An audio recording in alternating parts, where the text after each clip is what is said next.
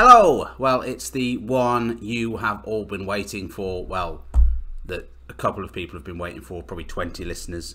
It is stand-up comedian, television host of the Great British Sewing Bee, and Joe Lycett's got you back. It is, of course, Joe Lycett. Joe was kind enough to give me some time, 2 or 3 weeks ago now, and just wanted to get all that edited and get that out today. So thank you for downloading. If you want to watch this on YouTube, it's available on the YouTube channel, The Mental Case Podcast. And keep your questions coming. Anything that you want me to ask future guests, any suggestions for future guests, anything you want to share in terms of mental health, that'd be great. But yeah, I'm going to shut up and let us get on with the podcast as we welcome Mr. Joe Lycett.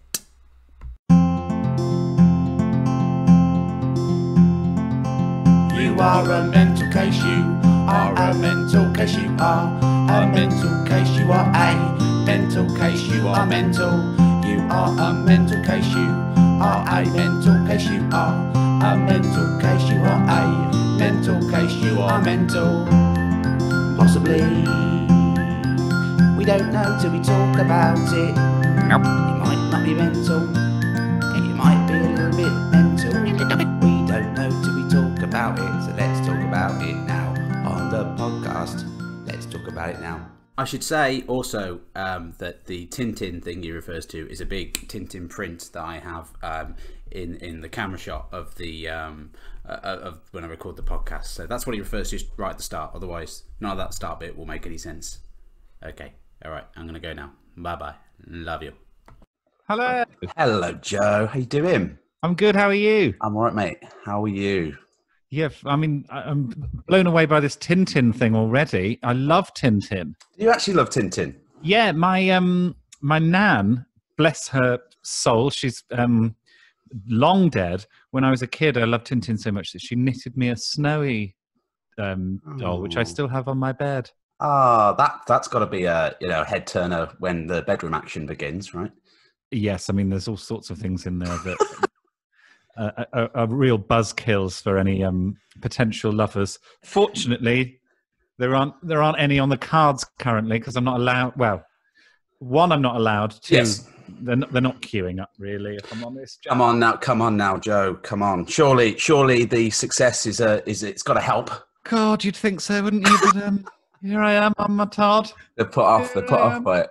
Where are you? Where in the world are you? I live in Worcester, so obviously when we used to speak before. So here's a question, Joe. So Yeah. By the way, I've already given you an introduction in a pre-record thing, so I don't think I need to give you much of an introduction. It's okay, fine. Joe Lycett off the telly box. We've all seen it. Hello. Yes. I will talk about your career and stuff. But so do you remember me at all from the hospital radio days? No, I didn't think you would, and that's fine. When was your? Did you have a show? You must have had a show. I had a show. I did the same. I listened to the to Ian's podcast the other day, the As Yet Unnamed podcast that you were very good on, and basically I think we had the very same thing, which was we sort of sat in with him for a while. Then he was given our own show, and I used to just wind him up. That was my job. I just used to say things on air that I wasn't allowed to say, and watch Ian. We didn't cross over though. We didn't have. We were in the same room maybe about 3 times. Okay. Yeah, but I tell you what, here's something I can show you. It's not a good picture of me. You look pretty much exactly the same, Joe. So that's me and you, if you can see that. I mean, wow. That's actually a moment I think I made you laugh. You do look different. You look different. Well, yeah. I mean, the cap, by the way. I think you were. Was that when I went in after I'd started at uni? So this was. So you were. This will be why. That's exactly it. I kind of came in, and I think there were a few people that I met, and I'm shit at that, remembering people. No, mate. I don't expect you to at all. And what I sort of tell people about when you've obviously as you've risen to the dizzying heights, I'll just be like, I remember you saying I'm going to start stand up, and I was like, and I wasn't one of these people that went, that's not a career. I was very jealous. So I was like, I want to do stand up, and I remember I think you had a joke at the time about dropping a gay card. I think you mentioned that, and I saw a clip, and I was like, that's brilliant. And then that could have been my first sort of proper joke. The gay card thing. How funny! I think the clips. Well, that's the trouble with YouTube. I guess it's all still out there for you to pour over. it's all growth, isn't it? It's I sometimes struggle to watch things that I've done from ages ago, but I sort of feel silly for feeling like that, because you only get anywhere by fucking it up and doing silly shit and going, oh god, I made myself look like a right twat there. Oh, That's the only way that you grow and improve. So man, when I interviewed Ian, I said, like, I don't want to listen back to the MIDI recordings of my show on hospital radio. I'm sure it's dog shit, and I don't want to hear it ever. Yeah, ever. But I totally am with you. But do you not feel like there might be something edifying from listening to it? Yeah, maybe. See how much I agree. Yeah. Well, it's weird because so you grew up in Birmingham, right? Because I grew up in Redditch, where the hospital radio plus Alexander Hospital, all that shit. Because you reference Birmingham quite often, so I always feel like, yeah, I know Birmingham. I know the bullring. Yeah. It gets a good mention on this podcast, Birmingham and Redditch. Well, I do that because I used to, when you watch telly and you see somewhere you recognise, like a high street or whatever. Yeah. Like, oh my god, I've been to that Tesco or whatever. You get all excited. Yeah. So I like to reference Birmingham because I think people from Birmingham will have that sort of like, oh yeah, I know. Like, it feels nice to kind of have something that you are familiar with and you feel like is a part of your regular life recognised somewhere else. Oh yeah, totally. Like this sounds bad, but I've got no interest in world news whatsoever. But if it's, a corner shop round the corner's been robbed, yes, please. I'd like to hear more about that. Yeah, because it's more relevant to you. Yeah, just be clear. I'm not happy that they've been robbed. It sounded like I was. I mean, it depends who the robbers were. Well, they've been robbing me for bottles of wine for the last. Well, here's a question. Yeah. How's the drinking going in lockdown? I've drunk far too much and I'm hungover today. I've got an excuse today, which is yesterday I got nominated for a BAFTA, no big deal. And so I just got totally twatted, didn't I? Craig Dealey, who is a brilliant Birmingham-based stand-up, actually, he wrote a tweet today, which I texted him. I said I felt very seen. I'm going to find it because I don't want to get it wrong. But it was very funny. He's a really funny stand-up, and it's to do with drinking in lockdown. During lockdown, only having half a bottle of wine counts as having a night off the booze. And I replied to that tweet saying, yes, last night I had 3 nights off the booze. That's it. A bottle is no obstacle now. Oh, mate, I know it's it's interesting, and I don't want to give Ian too much billing on his podcast, but let's face it, he's doing all right. That lad, well done. Yeah. So you referenced there was one point in that it made me laugh because as a drinker, sometimes I have a little beer on the go now. Do you? Little brew dog. Oh god, yeah. Oh, maybe I'll get one. Surely Can I go and get one? Yeah, man, go. It's 4:00. I'll go and get a beer. Jesus, I should have had 5 by now. Hang on, hold that thought. This is exciting. Joe's gone to get a beer. So this is how enabling works with drinking. You mention it because you want to make yourself feel better, and then they go off and get a beer, and then they come back, and then you feel good. So you're not drinking on your own. And and obviously if Joe listens back to this, he'll hear that. Lovely shot of Joe Lycett's room there. That's his flat. This is great. He's coming back.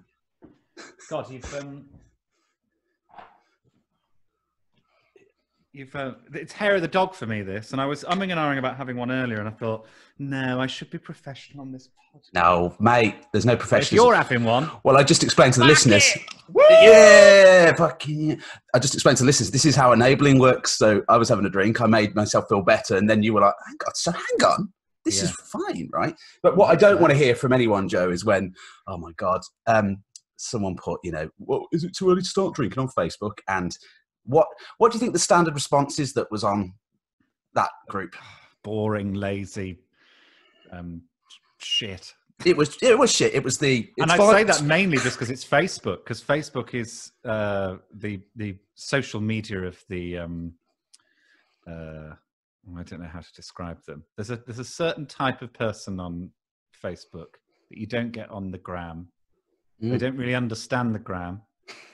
but there's certain people who are on the gram that wouldn't be seen dead on Facebook. And then Twitter's just, fuck knows what Twitter is.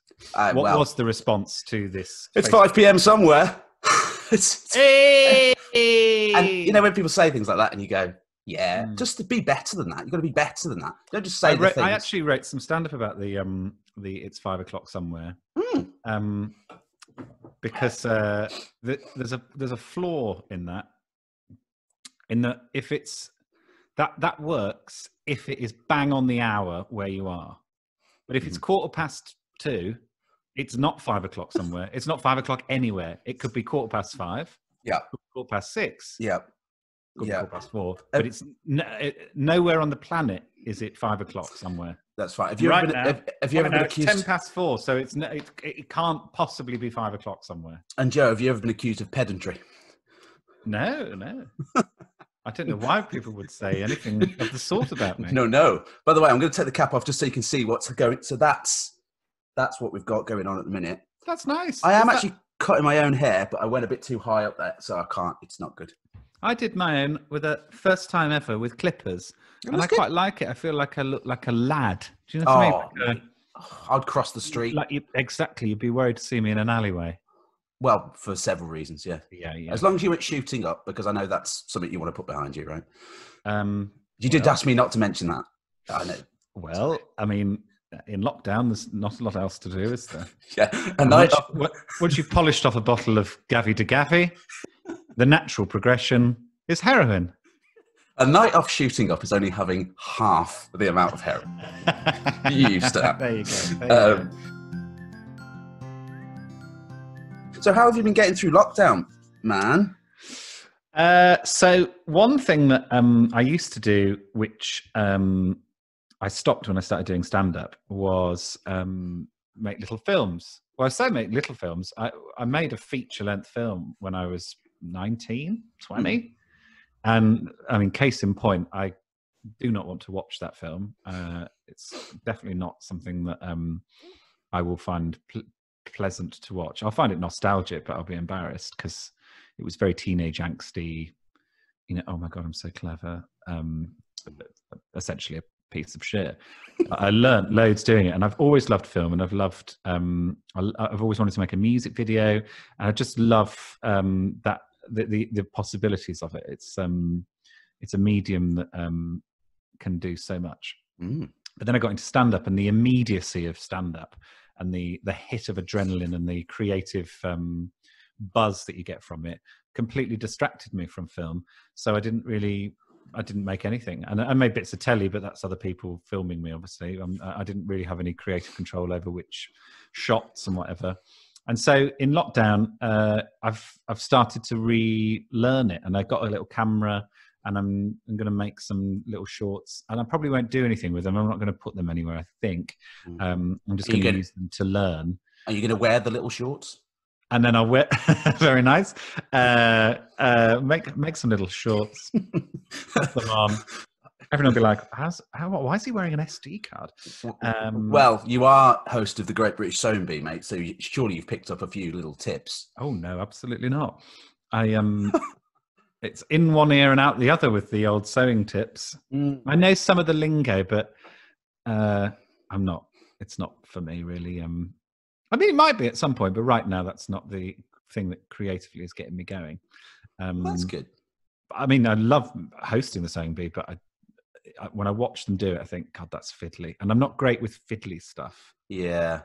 And would you even want the end result, really? I mean, like, I'm similar to, I like making films and stuff like that. And I've always wanted to do, radio, and that didn't happen. I mean, what I end up doing is a podcast that, people might listen to your episode, Joe, because, you're a lovely man. But so the setup here is, my microphone is balanced on a Just Eat box. Nice. It's not high production values. It's got to be said. I think there's a charm to it. I think so. There's what's the radio place? It's Global in Leicester Square in London. They've got a load of different radio stations. They've got all these like ridiculous things that like there's a wall that sort of moves on a motor, and it can change logo, depending on what radio station the presenter is hosting from and all this stuff. And I was just thinking, what a total waste of money. It's like, what a lot of fuss and nonsense. It doesn't make any of the... I'm not sure any of the presenters get in there and go, fucking hell, there's a motorised wall. I'm going to present the best show of my life now. Jesus, this is going to get content going. Whoa, yeah. God, this is it. It's just a lot of nonsense to me. So I think all you need is a microphone and a willingness. That's it, really. You don't need anything else. Exactly, mate. And, Frank's going to make this point on his show. I listen to his podcast a lot, and he said sort of, like, be better. He was listening to a Capital link. He was like, why are you even doing that link? What's the point in that show? I just can't. Yeah. I'm not having to go at Capital, but you should. I sort of am.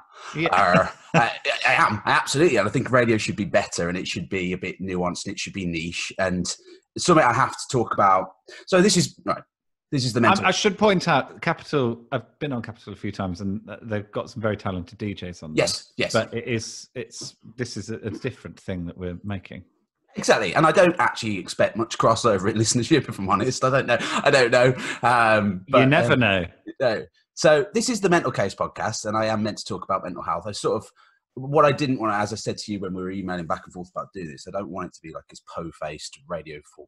Anyway, then I got depressed, and it was at that point I was drinking quite heavily. I just want to go, yeah, I've got depression and anxiety, have had for many years. I have therapy, and I take a bit of medication, and it's all good. But how's your mental health today?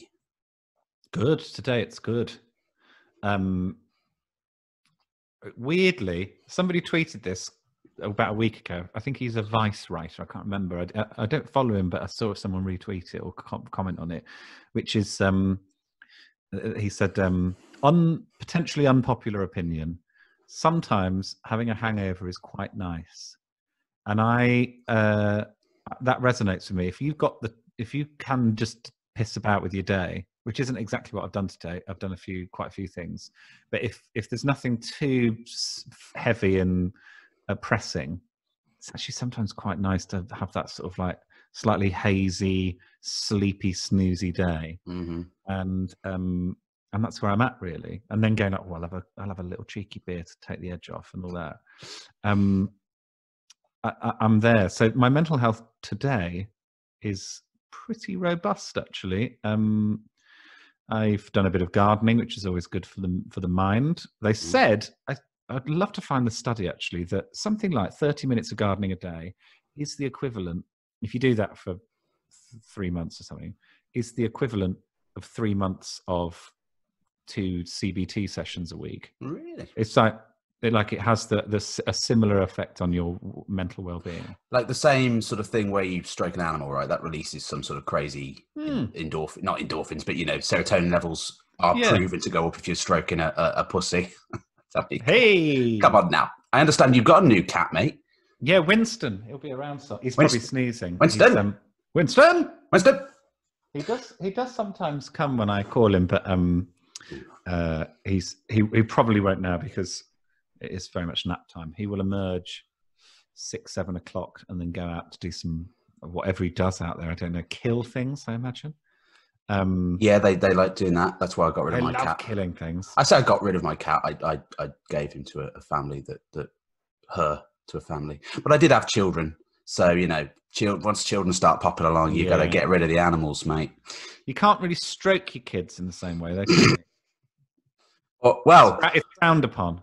It is frowned upon. They essentially throw a grenade into your hopes and dreams. They do, and the aftermath is horrific. And then, in terms of mental health, you really tune into your own mental health and go, "Oh, don't fuck the kids up." Yeah. Don't you so even if I hear it, I'm like, be careful, because I would say there's a lot of stuff, nature, nurture, all that sort of stuff to do with mental health, but a lot of it comes from childhood and all that sort of stuff, which you can't do with Winston. Winston's not going to tune into if you have a bad day, is he? I think he does, actually. He does seem to have a bit of, I think animals do have a bit of a sixth sense to when you're feeling a bit sort of sullen or whatever. A couple of days ago, I wasn't feeling sad. I was just sort of tired and a bit sort of just a bit knackered, really. And so I just had a bit of a sofa day, watched some films, and he doesn't. In the mornings, he's loving, and then the rest of the day, he just fucks off. And for whatever reason, he seemed to be very clingy. And I think it was just he was like, oh, I can see he's just a bit knackered and whatever on the sofa, and I'll go and hang out with him. Oh, that's nice. And I thought that was quite nice. I liked that. But I know it's a friend of mine that was very ill for a while, and he had a cat, and the cat, we reckon, could absolutely sense when he was unwell. And we took the cat to the vet at one point because it was molting a bit and whatever. And they said that the cat had stress. I was thinking, oh, it's such an absurd kind of word for an animal, like, as if the cat's going, I've got a lot on. It seems like an absurd state for a what stress. Yeah, I mean, I get it if it's, but I get it if it's in like a cage and it wants to get out. That's a kind of stress, whatever. But you looked at the cat and it was just asleep most of the time. Yeah, surely they don't have existential worry, do they? No, yeah. Like, what's my place in this garden? I don't get it. You know, there's other cats on the street. Are they? They don't feel guilt. No. Well, I hope. You know, I hope they bloody well do, because that fucking cat I got rid of. The thing she used to do. Mate, do you mind talking? How open do you want to like? What's your history with mental health? Have you always I'm an open book, mate. What the fuck do you want to know? Have you always been tip-top, happy, hunky-dory, happy man? Pretty much most of my life, I've been very fortunate to have robust mental health. I've not had many issues. I've had ups and downs. I've felt low about things, but normally known what the trigger is. Normally been able to do something about it. I've never suffered with depression. I still haven't. I've been really lucky. However, in the last 2 years, I would say, I've had, in varying degrees, bouts of anxiety, which have manifested at least once, and I think maybe thrice, in a panic attack. But I definitely had one panic attack because I thought I was dying, because that's what happens. And I was driving back. I was in the middle of a tour, and I was also doing loads of telly, and just there was a lot on my plate. And it was all delicious, but when you have too many delicious things on the plate, it's too rich, you get heartburn, you get a panic attack. And I'd done a gig in Brighton, one of the best of the tour. It was great fun. I didn't feel right afterwards. I went to bed. Started to drive back to Birmingham. I was driving back to see I've got a non-religious goddaughter. She's my promised daughter, and she was staying for the weekend. So I was driving back, and I was looking forward to seeing her and thinking through everything we were going to do that weekend and whatever. But I was a bit hungover, and then just something started to happen. I don't know what, and I thought I was having a heart attack.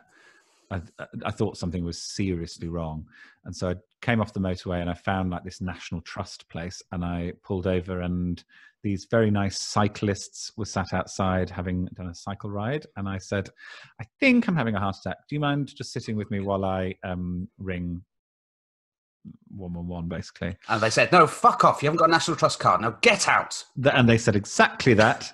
And I rang them, and they were like, yeah, sounds like you need to get to A&E pretty quick. Don't drive yourself, whatever. So one of them waited. I got a cab there, and then I sat in A&E I didn't even know what hospital it was, for hours. And that was a good sign to me, because it meant that they thought I was low down on the list.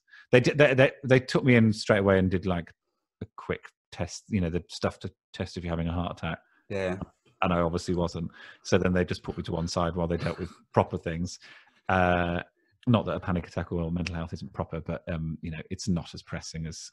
I can see the Mail Online headline now. Lycett slams mental health as not proper. Yeah.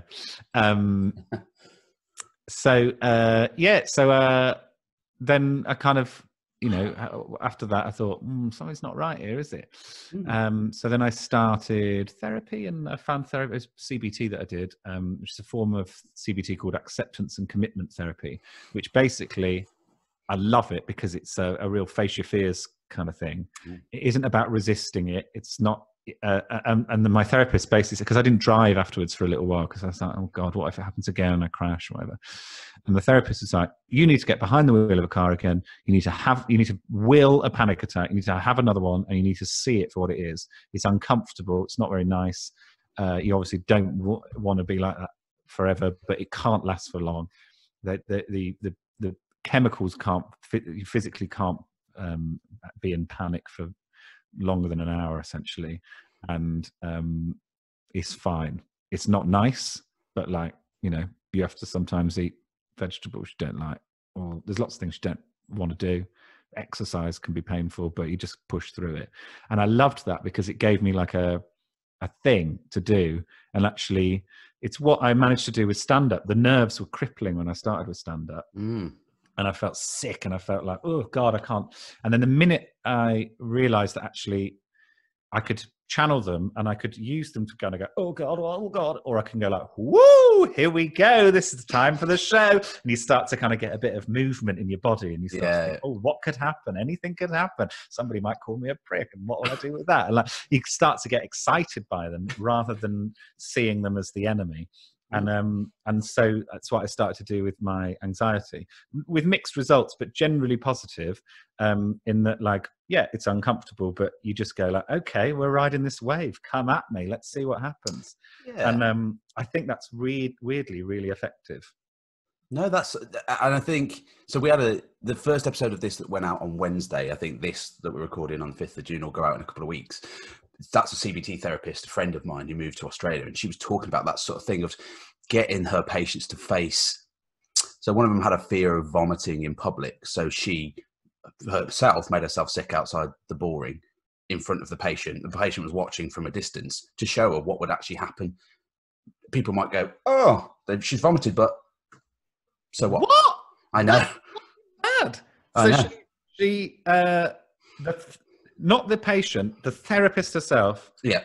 Went out to the bullring and just shoved her fingers down her throat. Vomited up a McDonald's milkshake. Wowee. That's commitment to the cause, right? But she said, that is that verified therapy? Oh no, she's been struck off. Yeah, I was going to say. No, Where did she? I mean, what a vibe that is.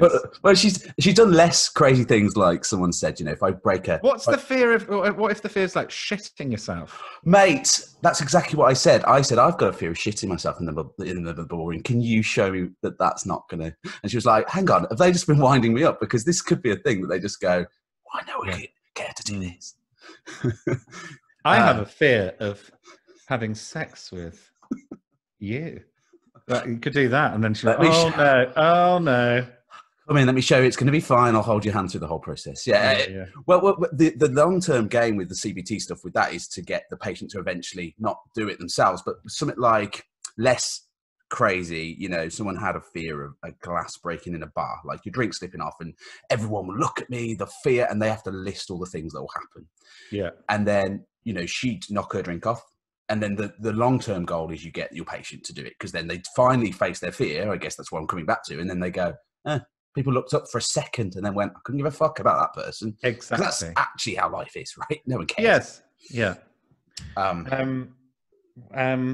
What's basically all wisdom that you need is in Baz Luhrmann's Sunscreen.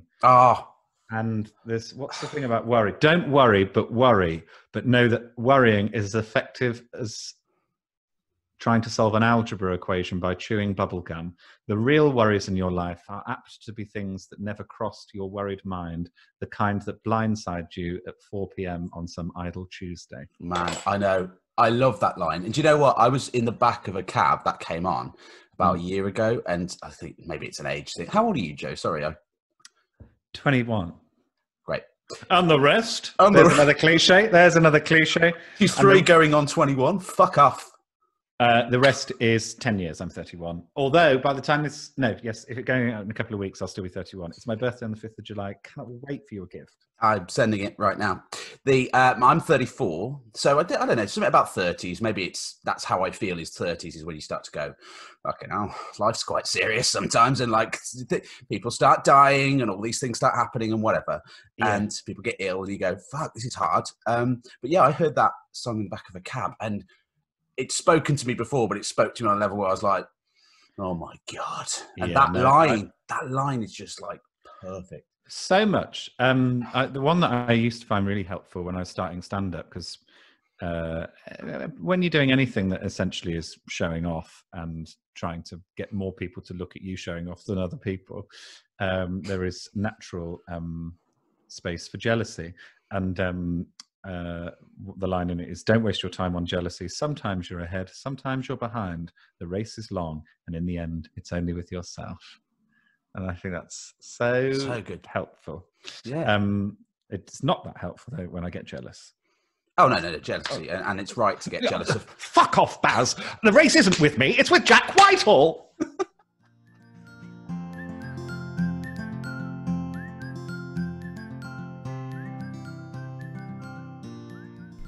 Right. Oh, that was far too much. That's far too energetic. Let me do it again. But now it's rolling. We're about midway through the podcast. We are about half an hour in. We've got another 40 minutes, I would say, to go. And Joe is consistently brilliant, as he already has been, talking about a lot of different subjects, his recent BAFTA nomination, all sorts of bits and pieces. I just wanted to use this opportunity actually to do a few things, bit of admin. Thank you to everyone who's downloaded the podcast so far.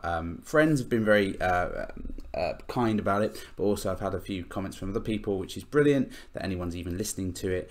And the other thing, why have a podcast at all if you can't use it for some shameless self-promotion or messages? So just want to say a big happy birthday to my brother, Ben, who's out in Norway.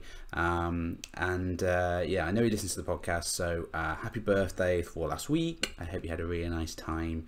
And that means I don't have to send you a card, so that's lovely. Okay, next week we've got Emma Howitt, who's the lead singer of Chevy Chase Stole My Bride, and or wife. Oh God, I've got it wrong. Sorry, Emma. But anyway, this is Joe Lycett. I'm so sorry. Bye. Fame. Talk to me, Joe. What does it do to your head? That's one thing that I can't really answer, because I don't know what. I do suspect that some of my anxiety over the last couple of years has come out of a raised profile, I suppose. But I don't know, because a lot of it's really fun. It's people are nice to you, and you feel connected with the people around you, and there's like a bit of a excitement sometimes when you walk into a room, and it's nice to kind of. I went in the post office today. It's a post office I'd not been in before, and like there was all this like, oh my God, all this stuff. It's like I just walked in the post office in my bloody jumper, but it's so nice to be able to do that and everyone be excited. And then other times when you don't want to be seen and you want to be, I don't know, you don't want to speak to anyone, you have to really like turn it on, and then like, oh, what's Jimmy Carr like? Yeah, exactly as you imagine. It's mate. And by the way, we didn't meet each other many times. I think we literally met 2 or 3 times. When I tell people that it's like, me and Joe, we went on so many holidays together. It was amazing. But we did, Jack. We went on loads of holidays, and I remember it was you that told me when I was saying, "Oh, I'm not going to try stand up." You were like, "Joe, you've got to do it, man." Yeah, I do remember saying that. I have said to people like you. From what I remember, I'm like, Joe seems exactly the same. You don't seem to have become a monster, mate, is what I'm trying to say. I'm very good at hiding it. You're right.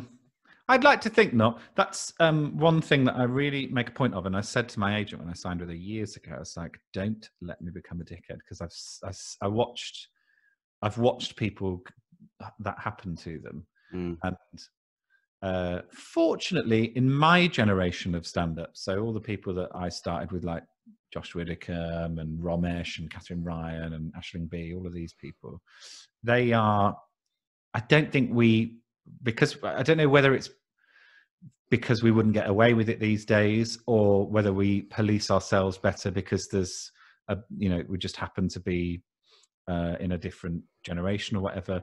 We all seem to be, I mean, there's a few people that are a bit naughtier than others and whatever, but generally we're kind, and we don't do all of the very selfish stuff which previous generations are guilty of. And there's a lot of surprising when you kind of work with some people and you go, oh, that's a shame. Yeah, I bet. And you kind of see people behave in bad ways.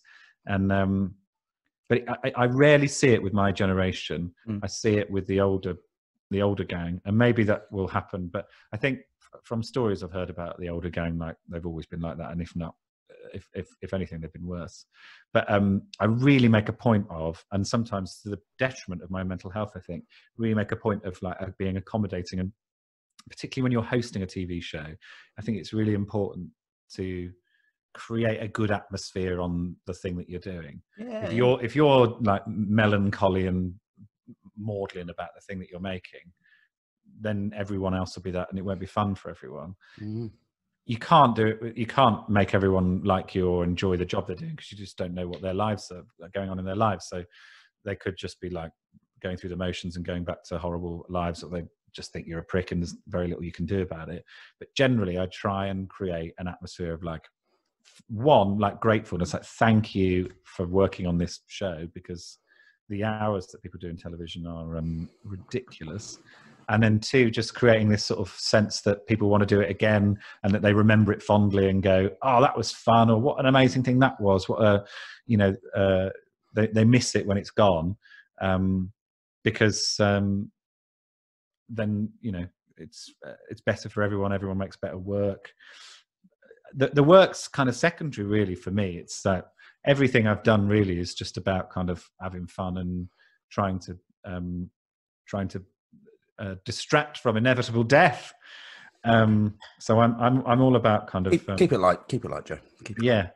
Well, I find death quite light, really. No, I think you're right. I think, and that's, without getting too, that is kind. It's just shown kindness to people, which is really important. So yes. A thing that really fucking annoyed me, and I have to rant a little bit, mate, is hashtag be kind annoyed me quite a lot, because I saw people posting hashtag be kind, and I know them, and I thought, but you're never kind. I haven't seen much kind. So you might put it on a post, but actually do it. Yeah, there's I remember there's a book that Piers Morgan wrote years ago. I find him fascinating, Piers Morgan, particularly at the minute, because he's such a shapeshifter, and I like find myself agreeing with him loads. And then I just think he's really interesting. But when he was writing for the Mirror, he wrote a kind of bit of a kind of tell-all book about things that had happened, and I remember finding it really interesting. But he, I think it was him, I haven't read it for ages, but basically said that you realise when you're a journalist quite early on that it's unwise to accuse people of hypocrisy, because or for that to be your only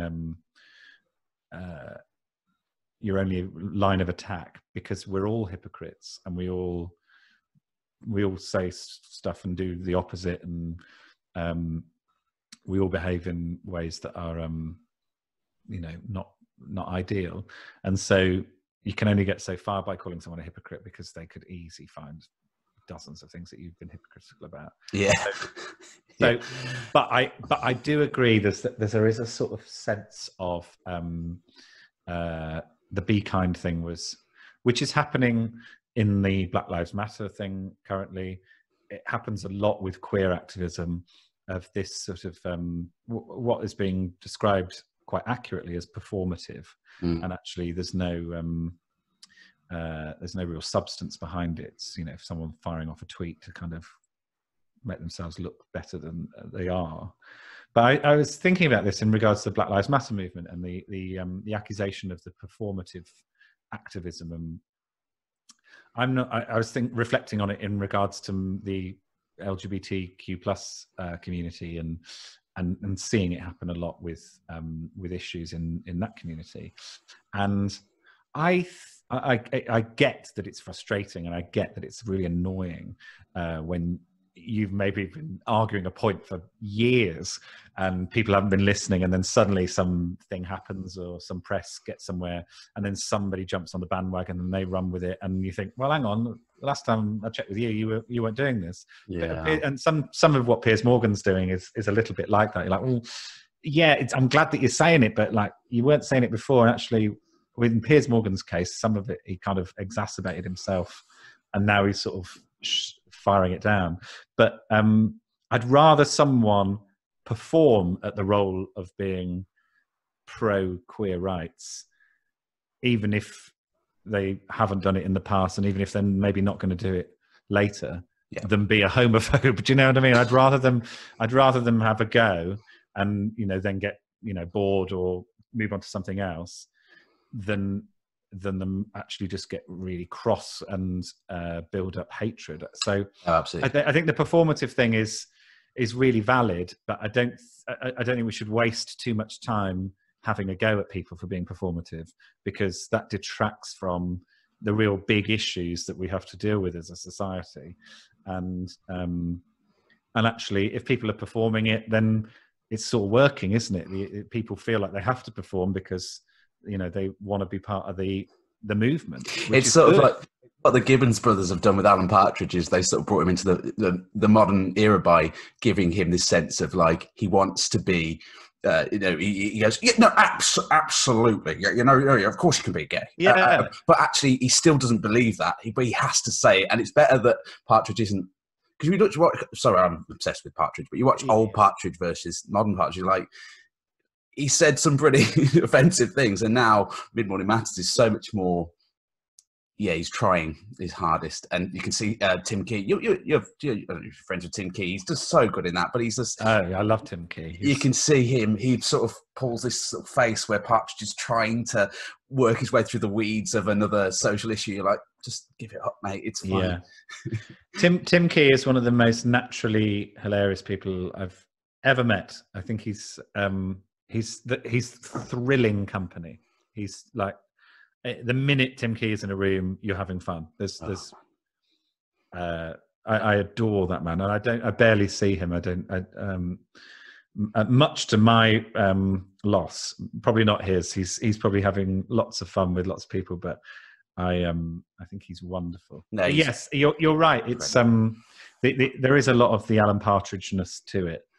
How did we get onto this? What were we talking about before? This is, by the way, so what I do for these interviews is I have like, you know, 3 or 4 things written down. What I end up doing is I look at the end and go, oh shit, I forgot. But I'd rather have a conversation, actually listen to what you're saying and then converse with you than go, this is what I don't want to do when I ask you a question. So tell me about the BAFTA and then go, yeah.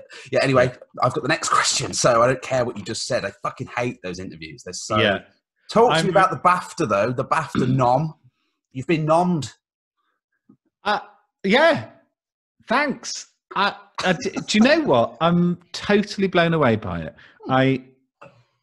Because the nomination is for the first series of Joe Lycett's Got Your Back, which I was proud of. I think we did really good work on it.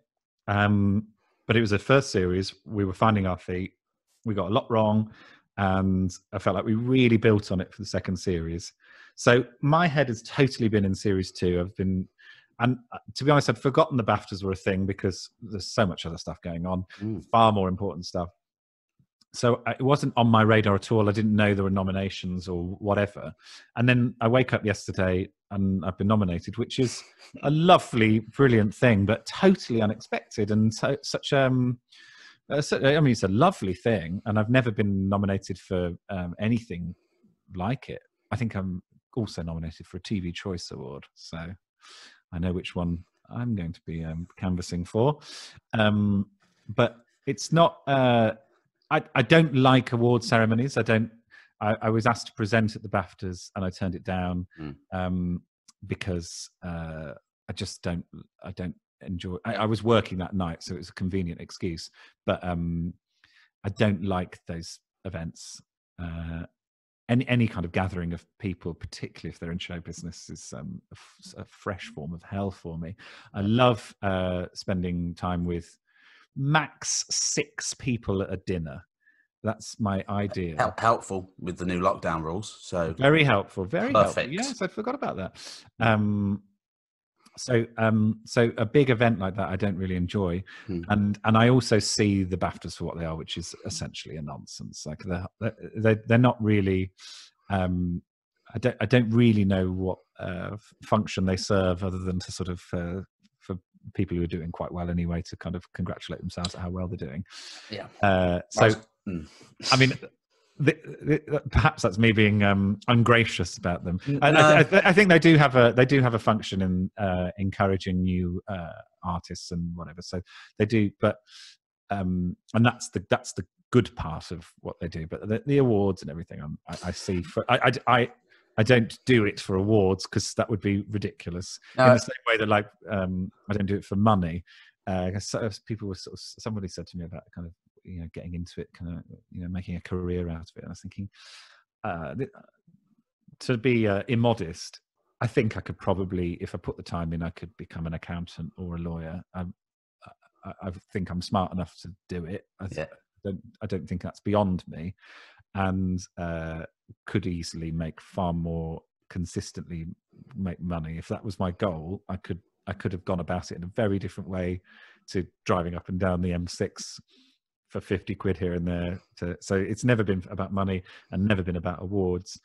But having said all of that, what a lovely thing. Of course, that's so nice that, your peers have gone, he's good and that's a good show and we should recognise that. So I'm naturally thrilled, but I'm also kind of conflicted about it because I essentially think they're all it's just sort of thin air, isn't it? Essentially, I have to agree with you. I think I use that phrase, sort of self-congratulatory backslapping to say, "Aren't we great?" And I think also what it's telling, isn't it, in the edit, because the big guys get a lot of time, and then they go other awards, and it's like the crew made the show. It's like, fuck you, don't care, and they just quickly rattle through them. Yeah, we don't care about these people. They're not famous. It's like, I know, but without them, and I think what was nice about your, I think it was on the gram, I think you mentioned about the crew as well, because like without the crew, it's brilliant, that show. I have to say, careful, I'm going to blow some smoke for a minute. It's amazing. I love that show. It's proper Friday night, brilliant. And some of the shit that you have, I get worried for you watching it because I'm like, Joe, man, don't go into the head office. But it must be fun to film, and you've got a good crew behind you as well. So it's all the crew. I mean, I've never worked harder on anything in my life. It's the most intense thing I've ever done, that show. But God, it's worth it, because I spoke to the commissioners, a lovely woman who's been a massive support of mine for a long time. And she, yesterday we were talking about the BAFTA thing and kind of reflecting on the journey to said BAFTA.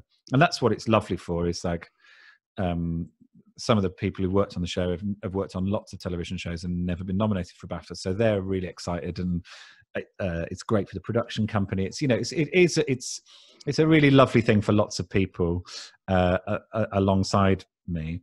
But I've forgotten what the question was. God, I'm hungover. No, I think I just said it must be good. The crew. The crew. Yes, so easily forgotten. The gutter people, as I call them. I worked really hard on it, but God, the man hours that went into that show, and the wisdom and the expertise, and because it's a complicated program to make, because there's so many legal things involved in it. The crew and producers and writers and all of the people that put it together, it's their show. Like, I'm the dickhead who it's got the name in the title and I host the thing or whatever, but none of it exists. For me to, if I tried to make that show without anybody else, it would probably take me about 10 years per episode, because there's so much stuff that goes into it. I'm so reliant upon them.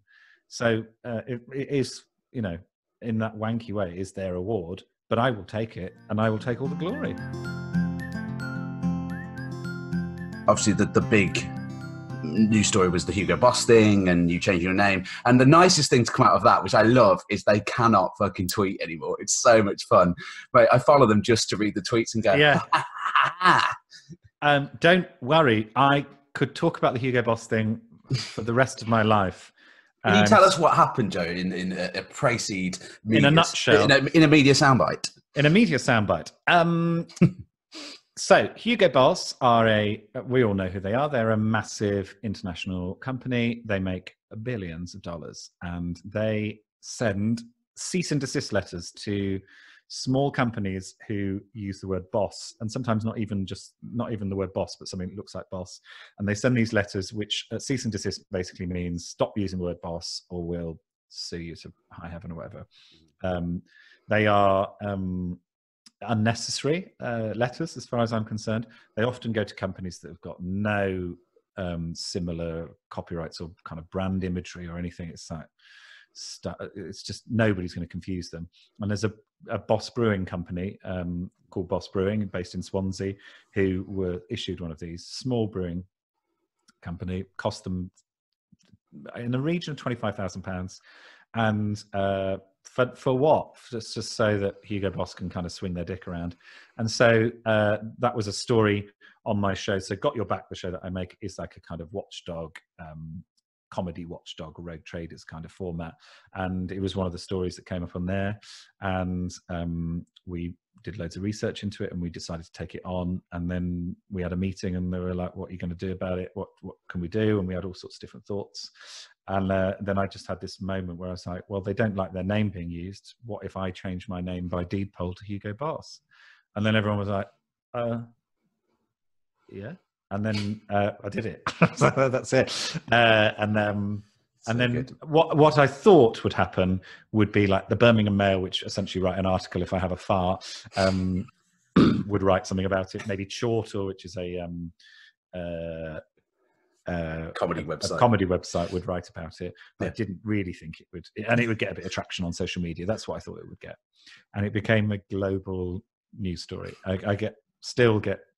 Apparently, they were talking. The producers of the show were talking to American producers about other formats, and they said, "Oh, you know, what shows do you make?" And they said, "Oh, we do this thing called Got Your Back." And they're like, "Oh, he's the Hugo Boss guy." So it's got like it's travelled, and I was getting requests for like Australian news, German news, all of these like different countries, and it was written about in all over the world, and it really fucked them off, which is what we wanted to do. Good.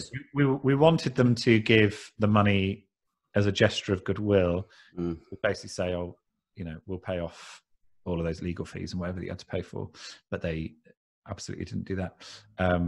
They released a kind of half-baked statement about how, you know, they welcomed me to the family and yada, yada, yada.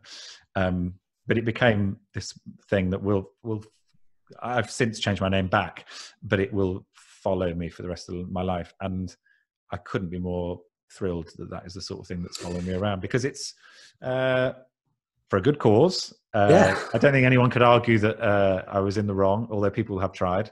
People have sort of said, "Oh, well, it was just a publicity stunt." Yes, yeah, that's exactly what it was. Yes. That's the whole point. Was we were trying to raise awareness of what they were doing, because people didn't know what they were doing. I don't think it will affect their brand going forward. I think Hugo Boss probably don't care about it anymore, other than every time they tweet.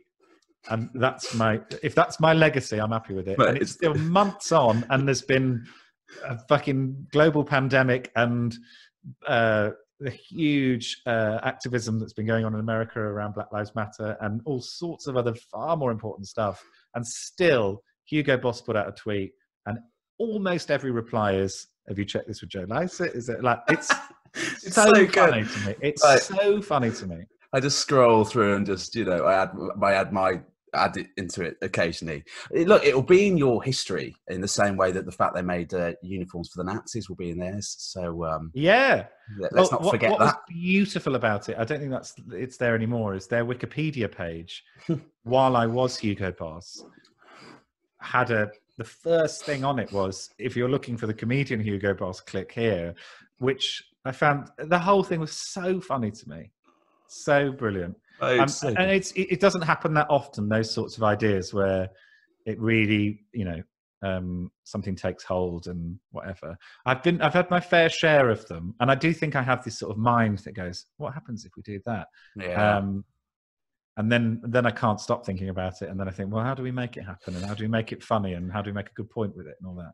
And what about from a mental health perspective? Like, is there a bit of stress being in the national press? Did you worry that Hugo Boss and the lawyers would be outside your house? You know? No, I was. That is when I'm at my happiest when something like that is happening. I was because I knew the press will turn things into all sorts of different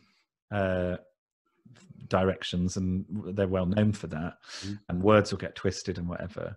But I know in my heart that the things that I have done there, I've not always done the right thing, but generally I know I don't have much guilt, because I feel like generally I do the right thing, or if I get it wrong, I did it for the right reasons. And so as I watched that blow up, I could see the coverage was almost entirely on my side. And on the brewery side, but also that if anyone sort of called it out and said like it's a publicity stunt or whatever the accusations were, I was cool with it. The one part that did have an effect on my mental health a little bit, but I'm not even sure I'd argue it was my mental health. I just struggled with it, was the changing my name back, because the artist in me felt like I should keep it for the rest of my life, or until they have met my demands to give the money back. But they're not going to. They're never going to do it. And so it was the right decision to change my name back. But I still wonder whether it would be funnier if I continued to be Hugo Boss for the rest of my life. And in some ways it would.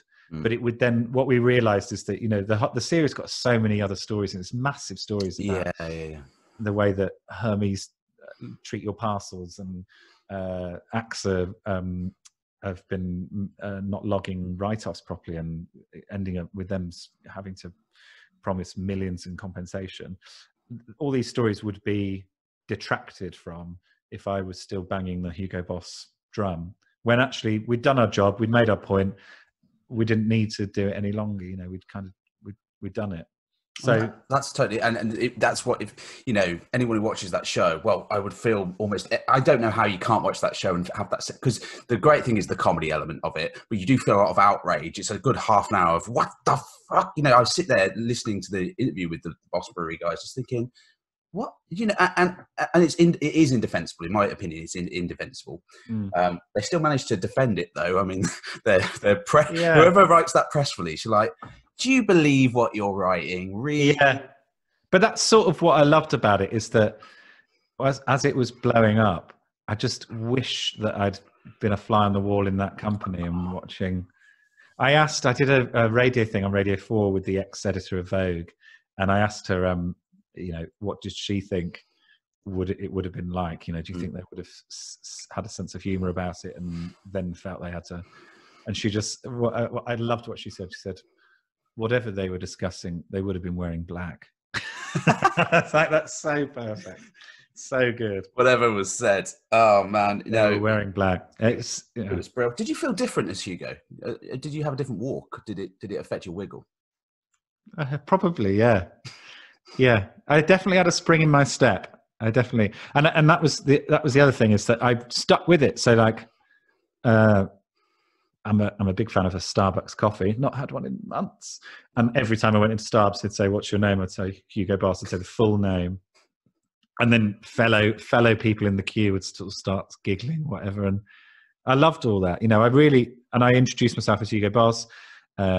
Changed everything that I could to Hugo Boss. I was Hugo Boss for a section of my life. I was Hugo Boss. Good. It's that's amazing. It's amazing stuff. I'm really conscious of your time, so if I can grab you for 5 more minutes, Joe, that'd be great. I love talking about myself. Well, you're very. Everyone, here's the thing. So I'm gonna.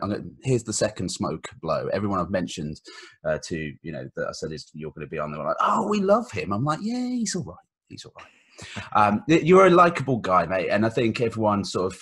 There's not really anything, probably demons in the closet that you'll never tell anyone about, but not really anything to. You're not easy to hate, mate. Well, that's interesting you say that. I think that's part of. This relates to the mental health, so I'm glad you brought it up. My therapists, I've had a few over the years, and when my anxiety was very bad at the end of last year, I had a therapist who kind of unraveled me quite quickly. She was brilliant.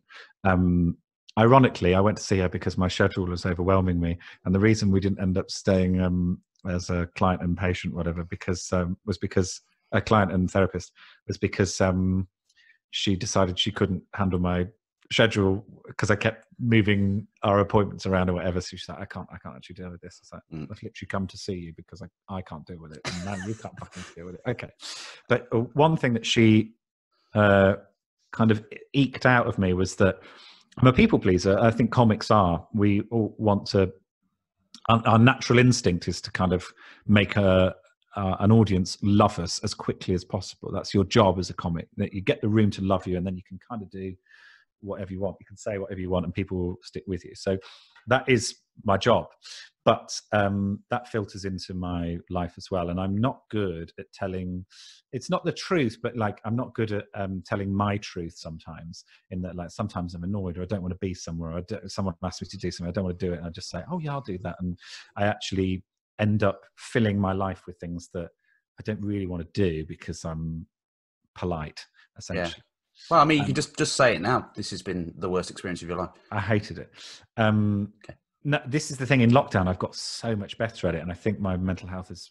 I've said no to so many things, and God, that was wanky, wasn't it? Oh my God, I've been asked to do something. It's not even like show busy things. It's like was it a blowjob through a toilet door? It was I've said no to that. I was like, I will give the blow. I'm sorry, mate. Back in your glory hole. Get away from it. Get out, you! I miss glory holes. You know, I like it when there used to be so many in the 90s and so many rude daubings, and now and the way sometimes councils and even places I've worked out with it is they just stuff it up with a bit of toilet paper and go, that'll do. No one's using that anymore. Yeah, God, that's a foolproof way of stopping an old knob going through. Yes, the glory. I mean, that's a whole other podcast, isn't it? The history of the glory hole.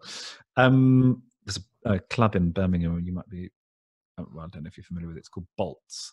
And Bolts? I actually can't remember what it's called now. It's Bolt or Bolts. Yeah. And it's a gay sex club. It's a members club, so you very much have to be a member. I'm not, but a member took me in once. And there's all sorts of fascinating contraptions in there. Horrendous stories I've heard coming out of it. Anyway, we're talking about being likable and whatever. So my therapist sort of got to the essentially basically said, like, the amount of time you spend and energy you spend trying to be likable and agreeable and whatever, it's a massive drain, because you're essentially having to not lie, but you're having to sort of suppress what you actually think about things in order to make other people happy, whatever. It's absolutely exhausting, and it's no wonder that results in anxieties and all sorts of different things. Oh, completely. When I had a little mini breakdown last year when my dad got quite ill with cancer, he's coming through it now, which is great. But I came back to work and I sort of had deleted that part of me, which is the honesty part. And one of my managers was like, "Have you met Honest Jack, who says exactly what he's thinking?" I'm like, "Well, what's the fucking point in not anymore? I'm bored. Yeah. I can't sit in a room anymore and hear someone say something that I think." Yes. Fundamentally disagree. And not only I disagree because we were in a different viewpoint, that's wrong. We're going to make a wrong decision here, you know. Yeah. So it's not going to serve me well, maybe career-wise, but I'd rather do that. I'd rather come out the other end and go, at least I didn't do this. Yeah. You know? Well, that's it. And there's so many...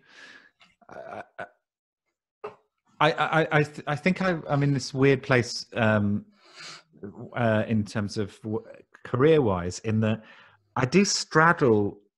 I'm quite anti-establishment, and you know, Got Your Back is a disruptor of a program. But then I host Sewing Bee, which is the most mainstream, gentle, whatever. I like to think I throw in a few little things, but there's lots of jokes that we've presented to the producers. I say we. I write it with my writing companion James, and there's lots that we've kind of shown to them and they've gone, there's absolutely no way we can put that on this program. You bring an edge to it. I think the reason a lot of people would watch that, maybe they'd watch it for you and then get into it as well, which I think is for me, it's a savvy move by a producer to go, should we have, I mean, you could just get Sue Perkins back, which Sue's great, but also, you know, hang on, Joe Lycett and sewing. Yeah, it doesn't, but it's very mainstream and it's very, you know, establishment kind of telly. It's like, you know, it's lovely. It was a lovely program, but it's so not what I saw myself doing, and I love making it. So, and God, it's the response has been amazing. Oh, it's huge. But it's, I mean, my whole job there is to be agreeable and to be likable and to be, and it's not like I'm putting it on, because I genuinely love meeting the sewers and interacting with them, getting to know them, and I love interviewing people and discussing things with people. So I love all of that. But the likable thing about me is sometimes there's a brilliant book which is by a psychologist called Adler. I've forgotten his first name. It's not by him, sorry, but it's about his philosophy. And he was sort of against the model that Freud had of kind of what happens in your childhood fucks you up, because lots of people have traumatic childhoods and they're not fucked up in their adult lives. So it's not, obviously that plays a role, but it's not 1 + 1 = 2. No. Like, oh, well, if you have trauma, then this might be reflected here, but it might not. And Adler actually basically thought that you make a decision in your head before you realize. So you might say something like, oh, I'd love to go to the shops, but I get frightened when I go outside, so I'm not going to go to the shops. And actually, you get frightened to go out. I get frightened when I go outside is something that you've applied to yourself to stop yourself from going out to the shops. And actually, if you just remove that and go, I'm going to the shops, then you've gone to the shops then. Yeah. And you've decided in your head you don't want to go to the shops, essentially. And you sort of persuaded yourself. And the book about all of this is called The Courage to be Disliked. And I found it very useful, because not that I've been able to apply it entirely yet. It's quite hard to apply the philosophy of it, but I found it useful in little ways where I've just gone like, well, actually, for example, Black Lives Matter. I know when I post about it that there will be some people being like, well, all lives matter. Mm-hmm. No, nobody's arguing that. Yeah. But like that I will lose some people, particularly because my audience has been accumulated now from BBC One shows about sewing, and like they're from all over the place, my audience on social media. And inevitably you're going to have some people there that you don't agree with and don't agree with what you're saying. And I've always been a bit nervous about tweeting stuff and thinking, oh, people will disagree with this. And actually I've got to the point now where I do just think, fuck it. Like, I think this, and I'm going to say it a lot more, and people will dislike me, and I've got to get used to that. Yeah, your circle, it happens in your circle of friends, isn't it? Your circle decreases as you get older because you start to be more yourself, or whatever. And I do the same on here. I'm really trying to, if I have a thought, and I generally tend to just say it, because don't go, oh, edit that, because I want every demographic to love me, because that's sort of impossible. And anyway, what is a demographic anyway? I'm sure you've got, fans from 5 to 70, whatever. And to say, well, you're 70, so you're going to like this. That's when my dad gets rage. He was like, fucking grey pound. If they mention the grey pound one more time, I'm like, yeah, right. Yeah. It's just this, it's putting people in a box and whatever. But and I think like you should still try and do the right thing and listen to other people. It's not like going, because so often I think I'm right and then I'm proven to be wrong. And there's still space for growth in all of that. But it's about it's a lot of the little shit in life where you just go, I don't want to go to that. I don't want to do this. Just you don't go. Yeah. Kind of what I was saying about the BAFTAs. Like, I'm actually really thrilled to be nominated in a year when it's not happening, because it means I don't have to go. Yeah. Because I would hate it. I wouldn't like being there. I'd find the whole thing really false. And I'd go because you get to take the production team or whatever, and it would be fun for them, and a lot of them would want to go. But if I had a choice, I wouldn't be involved in it at all. Yeah, it's a weird thing to say, because I'm also thrilled to be nominated, and I've tweeted about it, and I'm showing off about it, and I'm like, oh, BAFTA nominee, all of that. But I don't want to be there, and I don't want anything to do with it.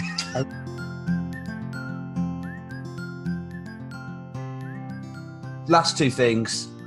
We talked about jealousy earlier. I'm hugely jealous that you've been on Rahalistiper, Richard Herring's. What a podcast that is, yeah. Mate, you claim to be the biggest fan. I listen. Oh man, do I? I'm not. I mean, I do love that podcast, but I've not listened to them all. You fanboyed so much the first time, didn't you? Oh mate, yeah.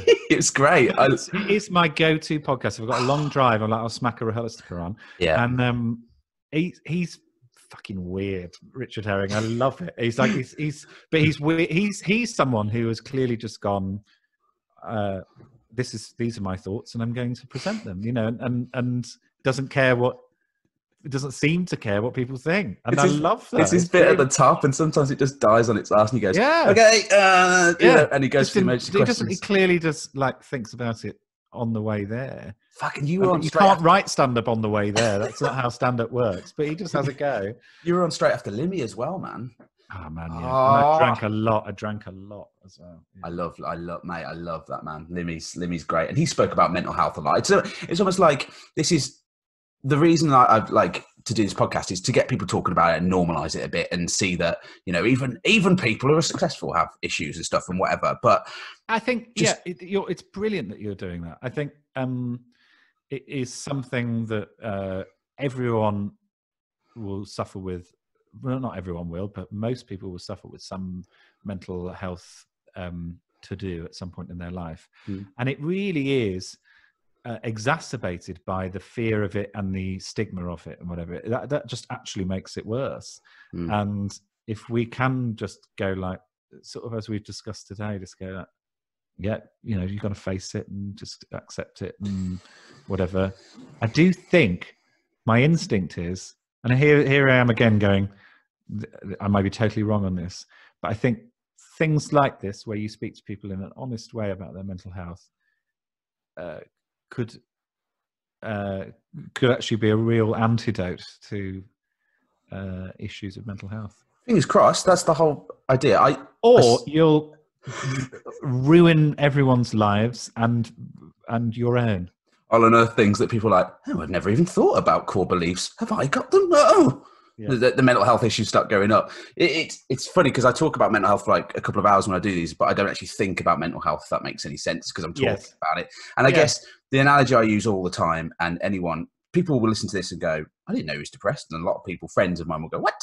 Yeah, but also, I'm sorry. I mean, I have had friends. I've lost friends to depression, and I have no idea the depths of that. I got a tiny glimpse when my anxiety was at its worst, when the mind really plays some horrible tricks on you. But the thing, and Matt Haig talks about this a lot, obviously, and it's an obvious point, but you don't necessarily remember unless it's sort of pushed into you when you're going through those bouts, is that nothing is forever. So in those moments where you feel like there's no way out, there is a way out, and that way out is wait. Let it play itself out. This won't be forever. Yeah, because that's my therapist uses we the all phrase. have like moments where we go like, oh God, I'm really cross.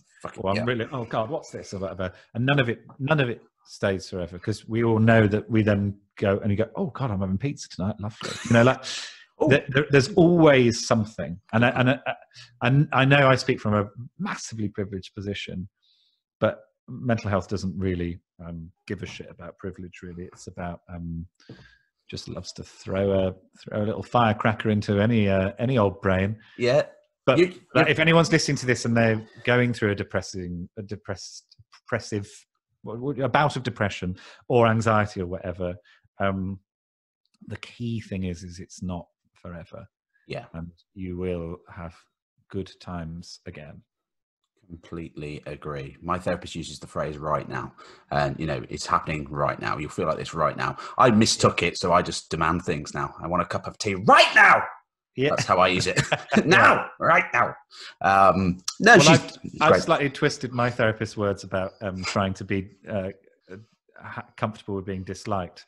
It's one of the things I'm thinking of doing is setting up my own hate group on Facebook without it being me on the face of it, but basically canvassing, because you know, people tweet me with nasty stuff quite not loads. I get not nowhere near as much as a lot of people, but when they do, it's quite fun to sort of like just like log the name or whatever, and then eventually make a bit of a group and then try and get them into it, and then almost start like Joe Lycett hate events with the goal of me getting used to being disliked, and by doing that go real like balls deep and go like, these people openly despise me and my work. Yeah. Let's gather them. It's important. And see if it can help my mental health. You don't want to surround yourself with sycophants, right? You know, and if you do something that's shit, I'll make sure I tweet you in the future and go, Joe, that was shit. Yeah, and then you will find that some alias of mine weeks later invites you to a Joe Lycett's Not Funny group or something like that, and it'll be me. Who is Hugo Boss? You're just slightly twisted. You'll be fine. Cool. Right. I will leave it there. I'm on a podcast group for Ellis and John. You know Ellis James and John Robbins, right? They do the show on 5 Live. And it's fucking brilliant. And podcast. The reason it's a podcast is they've got me through loads of shit, man. I just fill my ears through podcasts if I'm going through any shit. And they talk about depression a lot, but it's not advertised as that. You know, they talk about it, but I don't think you'd know unless you ever tuned in. And but I went on the group and I just said, you know, I might be speaking to Joe, and I've said any questions, and just like I wanted to read out 2 questions. Katie Smith asked, exactly how many coats do you have? Great question. I would say in the region of 30. That's 30. 30, yeah. 30. I try and get a new faux fur coat every year. Never real fur, obviously. No. Or some sort of big statement coat a year. Good. Actually, 2 more questions. Tom Goldsworthy asks, where does he get his crazy ideas from? Massive amounts of drugs. Yeah. No, I don't know. If I'm actually honest, I do feel like when pretty much all creativity, and this is going to sound like I've turned into Russell Brand or some lunatic, but I feel like the ideas are given to me that I don't generate them. I just sort of open a door in my mind and they are passed through the door. I think all creativity comes from a place of being like relaxed and letting it come in. Yeah. Everything that I've done that I've been proud of has essentially been given to me by some mind spirit. Mind spirits, they exist. You spoke about before, like going out for a night out and having a drink rather than sitting at home trying to write. And I think that's where the funniest ideas, like your phone's full of shit in the morning. You're like, oh, that's hilarious, which doesn't quite make sense, but it is hilarious. Yeah. My housemate, I've got to tell you this because I loved it. My housemate Ben, he woke up in the middle of the night. I do this. I have like a notepad next to the bed and write things down. And he woke up in the middle of the night and he's like, "This is unbelievable. I'm going to write it down. This is the best idea." Went back to sleep. Next morning, looked in the books, like woke up excited, like, fuck, I'm going to start working on this idea. Looked in the book and he'd written Narrow Elvis. Just go to a producer with that. I've got a great idea. How did you get in front of the production company? Narrow Elvis. Fucking hell, Narrow Elvis. Limmy's got, have you seen that sketch where he's like, he plays to his, I think he just plays it to his housemate or something. He's on the guitar and he goes, "Wrong way down a one-way street." Yeah. And the guy goes, "That's unbelievable." And then it just gets bigger and bigger. And suddenly he's doing arenas with this one way down a one-way street, and people can't believe it. It's the first sketch is a car passes, brilliant. And he just says it, and the guy goes, That's it. Where's that from? And then he plays it to his family, and then he does it to the producer, and he goes, "Star." Yeah. And suddenly he's got this hits with Limmy's hit single, "One Way Down a One-Way Street," and that's it. Genius, that. Right. He's a genius. I love him. Fucking love that guy. Last things, Andrew Lang says, "Just tell him my dad says hi from me." Don't know who that is. Hi. And also, what's your new projects? What are you working on? What should we plug, Joe? What should people be watching? Other than Sewing Bee still on, obviously. Sewing Bee still on. Got Your Back will have finished by now. You doing any live internet gig things? Because I know a lot of stand-ups are doing that. No, not doing any of that. To be honest, I'm going to be kind of a bit of a low profile. There's things that I've filmed that haven't gone out yet, like one-off appearances on QI and things like that. So I'll still be popping up on things. But in terms of actually what I'm doing, we haven't had confirmation about anything in terms of filming because of Corona. So there's nothing in the diary at this point. Great, yeah. What I would guess is when I'm allowed, which I don't think will be for probably a year or so, I'll start doing little gigs to try new material. And in the rest of that time, I will probably be writing and making little short films. I hope. What I was going to say, bits of art. Oh, I'm doing I'm hopefully going to do an exhibition at the end of lockdown of some bits of paintings. But again, it's an idea. There's nothing concrete, essentially. I don't know. You might never hear from me again. That's the hope. I think we're all sort of, you're on the TV a lot, mate. We're sort of bored of it. It's been too much. It's relentless. And actually, I think people will be quite glad of an absence of me. Well, I certainly will be. Thank you, Joe, for joining me and for talking openly about stuff. And it's nice that people and let's face it, in the same way that you bring your profile to get your own back, is that? It's got your back. You're not the first, and you won't be the last. Sorry, Dave Benson Phillips and you get on like a house on fire. We do. It's the same with this. It's like more people listen. Hopefully, people will go, "Oh shit, I was feeling shit today." Joe said, "Stop feeling shit." Now I don't feel shit. That's what I said. Yeah. No. What I will say is keep feeling shit. Like don't resist the feeling shit. And don't try and make yourself happy. I mean, that's ridiculous. Embrace the excrement. And good luck. Embrace it, yeah. And good luck. Thanks for having me. I've really enjoyed it. Very kind. As I say, I love talking about myself, and I particularly loved the excuse to have a little cold beer. Can I play the podcast jingle as the outro as we say goodbye? Yes, please. I'm going to wave like the end of a 90s game show. Great.